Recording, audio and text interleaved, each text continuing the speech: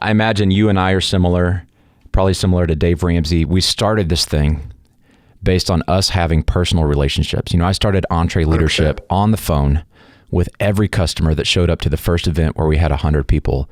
I wrote all of them a personal handwritten note. I knew their kids' names. I knew their stories. And I was so invested relationally early on.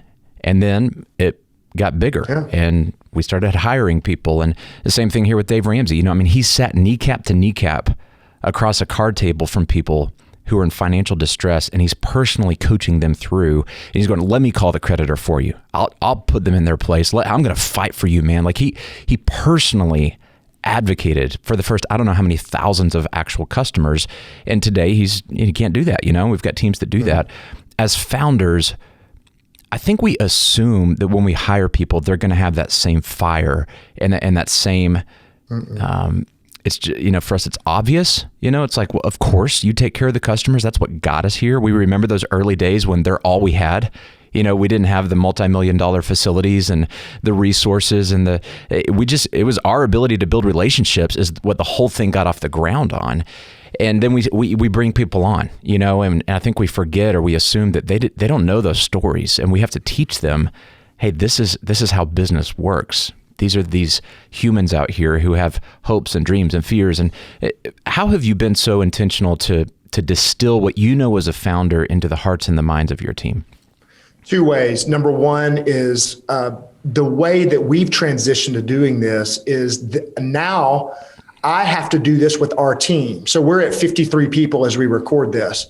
My number one priority is to do for one what I wish I could do for everyone with them. That's why this morning I was coaching a guy that said, hey, because I see him being a future CEO somewhere and I want to be his first investor. So I was like, he's on our team. He's awesome. A young guy's just killing it. And I was just like, I'm personally going to coach him. Not all the time, but I saw something, I'm going to coach him. And I'm doing that with him and sharing with him the cookie story. Because I tell people, hey, we want the Ritz-Carlton experience. Well, I didn't experience that on the call. Then I explained to him the story of what that means. And then he sent me back a thing that says, now I understand about what it means to give him the cookies. That's a one-to-one example of now, though, that guy gets it. But it took some time. It took a little bit of effort and energy, and he's going to crush it. And so it starts with your team, and it starts with, and again, it can't just be me doing it. It's got to be other people doing it as well. But that's number one, is if you see something, you say something. We talk about that all the time, which is I notice I prefer. I've been around this is how we do it around here is another phrase that we use. So this is how we do it around here. So that's cultural stuff. And then one cultural thing I would say is inside of our core values, we have what we call myths and legends stories that we share in our new employee onboarding class. We do 5 weeks, and me and my co-founders still train every single group of people that come in. And all we do is tell stories of heroic stories that happened one time of what one person did, and we connect it to our core values. And so they remember the story more than the value. And so we have a heroic story connected to our values. So that's and we make our team the heroes, not us, right? So things that they did. So that's the cultural side of how we do this to multiply it. Now, the other side, which people think we're crazy that we spend so much time doing, Gravy is essentially a leadership development company disguised as a payments company, period. So we have a system internally called Decade of Destiny, which is where we spend, and is a passion of mine, to help our team leave Gravy better than they came in. And we help them plan 1 decade in advance in 3 key areas, which is their relationship, their money, and their energy. And we help them do that. And every quarter, we're planning with them for their life to have a better life. Now, you'd say, what does this have to do with recruitment and staff and everything? Well, here's what it has to do with. They know that we care about them as human beings, not human doings. And because we're modeling caring about their life, in turn, they care about the lives of other people. And so these are the 2 strategies that we employ. And I'm not saying everybody needs to do this, but that's how we do it internally. I'd love to hear you more on this idea of telling the story and connecting to a core value. We have core values. You have core values.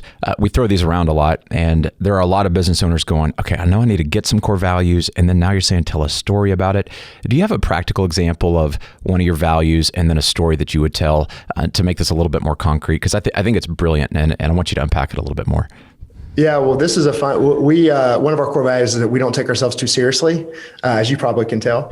But here's the deal with statements. You and I, if I told you that statement, we don't take ourselves too seriously, and said, you go write down what that means to you, and I'll go write down what that means to me, they're going to mean two totally different things. It's so true. This is big. Okay. So what we do is that we have a chart underneath those that breaks it out, that says, this is what this does mean. This is what this doesn't mean, for clarity. And so does means and doesn't means. And so we break it out into each one. And so we have this chart. And this is a side note. If I'm ever coaching somebody or giving feedback, I'll circle which does mean or doesn't mean that we're talking about, if it's a cultural thing, and say, this is the specific thing we're talking about right now. So it makes it super helpful to coach people to values. All right. And so the story side of it would be, the $300 bottle of wine order heard around the world. Okay. So there was a lady that we hired, and it was her literal 10th day in the company, and we're on a company trip, and she just happened to be along with us. And so we're at dinner. We had a big win, and we went to the nicest Italian restaurant in Toronto. We said, hey, let's go blow it out. Let's have fun. And they had the sommelier and all this stuff. And listen, I'm from Birmingham, Alabama. I drink wine out of a solo cup. Okay. So I'm as pretentiousness is my kryptonite. It drives me through the roof. We grew up around the same group of people. So you're among friends here. So we're sitting there, and this sommelier working at the nicest place in Toronto. And then we have this new lady that comes on, and she corners him and starts telling him about all this wine that she, all this stuff. And she said all this, and then long story short, sends him over to me, and he's going through the wines that she suggests for the table, which was, this is her 10th day on the job, a $300 bottle of wine. And then she's pitching the table of how, all this kind of stuff. So of course I didn't order it. And of course she got fired 7 days later, after we had some conversations and coaching, and then she didn't want to deal with it, which was essentially that pretentiousness is taking yourself too seriously. And it also makes other people feel stupid and puts them on the spot for not knowing what you know. So we're never going to be that way. We're always going to make the sommelier the hero. Not the sommelier, we're going to make the janitor the hero. So when we went to Hyatt Ziva in Cancun for our first, we do biannual summits, our goal was that when we leave, it wasn't that everybody gets the information that we're going to tell them, that the janitors go tell their bosses that was the best group that we've ever had at this hotel. Can we have them back again? And so those are the kind of stories that we would tell about, how to not take yourself too seriously.